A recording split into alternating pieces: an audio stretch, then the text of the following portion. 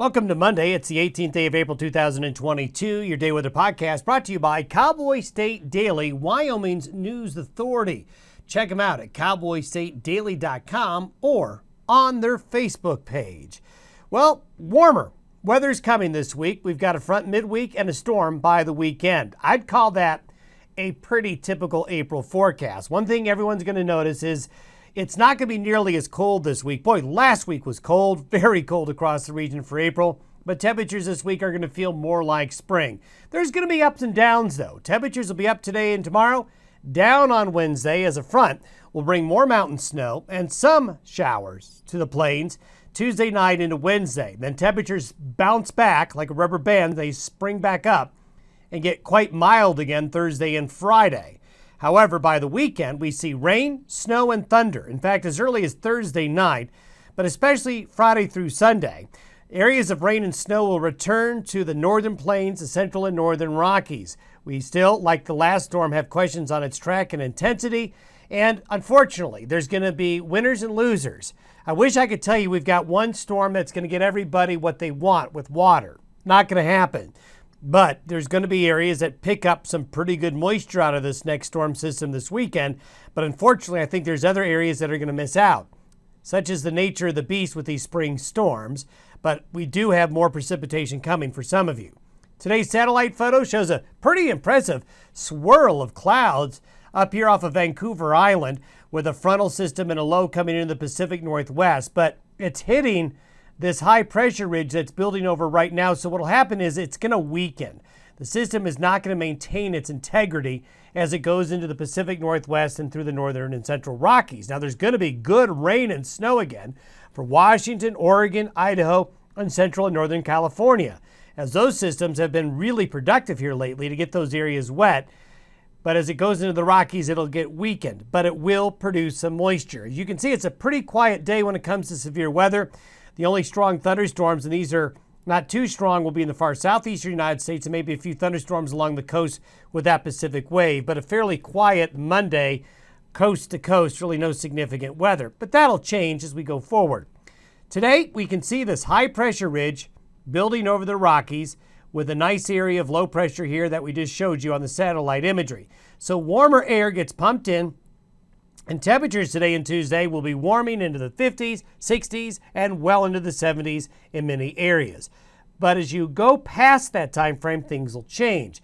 Here are the forecasted high temperatures relative to average today. And you can see a nice little patch of warmer air here coming in. Look at this. That is snow cover over North Dakota and eastern Montana, keeping those temperatures very cold relative to averages. And that's going to continue to be the case until that snow melts, as they got more over the weekend.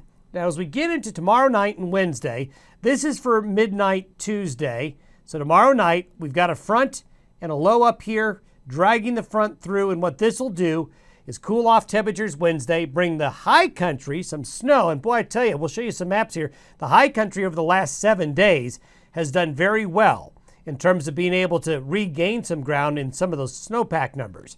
These are the precipitation forecast totals through Thursday. So you can see the Pacific Northwest, the interior parts of the Pacific Northwest, and parts of central and northern California are going to do really well again. You can see some snow again in the mountains of northern Colorado, southern Wyoming, the Bighorns, the western valleys of Wyoming, the western mountains of Wyoming, and eastern Idaho, back into the Bitterroot here.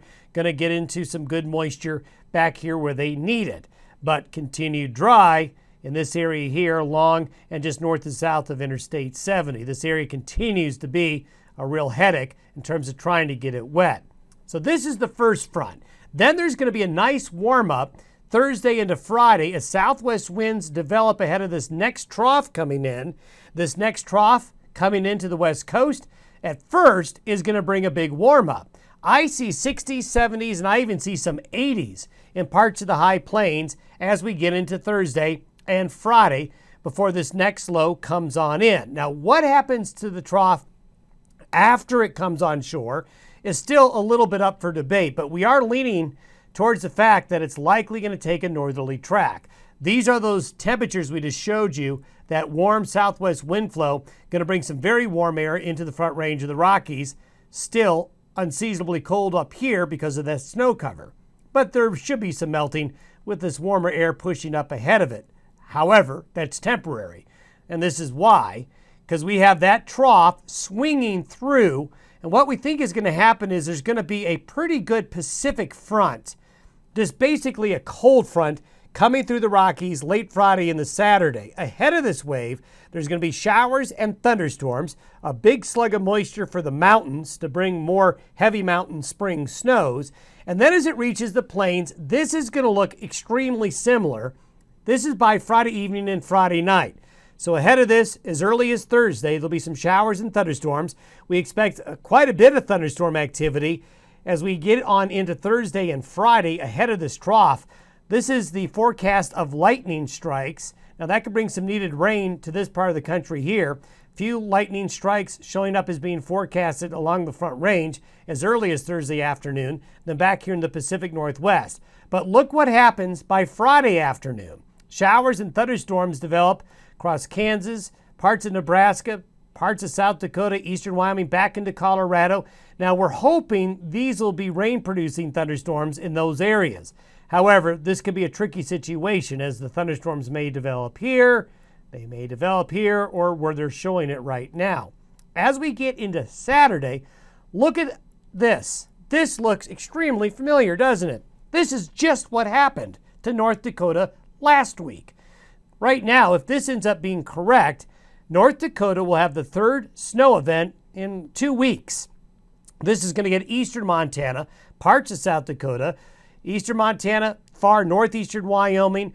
They're going to get into the action with significant rain and snow chances again. But like the last storm, it could go a little more north, it could go a little more south. We've got several days here to figure out the exact track.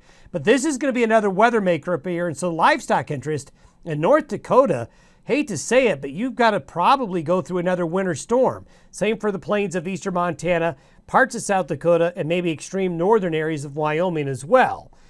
This system does get stretched out by next Sunday. We don't expect it to be maybe as intense as the last one. I don't think we're going to have two in a row that are going to be that intense, but this is still a pretty good system. See this trailing area of low pressure back here?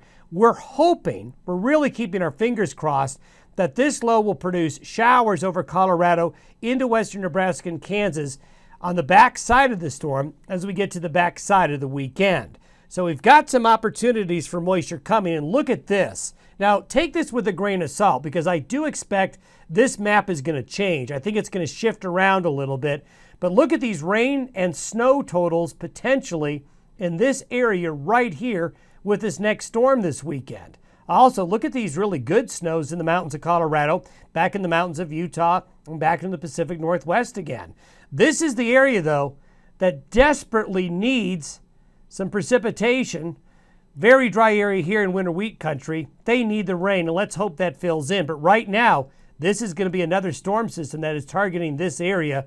So stock growers and travelers, keep an eye on it, and we'll update you throughout the week on its expected track because I do expect these maps to shift and change around a little bit. But look at those snow totals. Again, for display purposes only. As we get closer, we'll have a better confidence level of where this heavier moisture is going to be. A quick snowpack update. Now, I want to let you know that these numbers I'm showing you do not include the snow that fell Sunday. A lot of snow fell Sunday in the mountains of southern Wyoming and northern Colorado. But see how much more green there is on the map now? The upper North Platte in Wyoming has now gone over 90% of average. Little Snake, 91. Laramie, 101. And in Colorado, the upper North Platte has gone to 95% of average.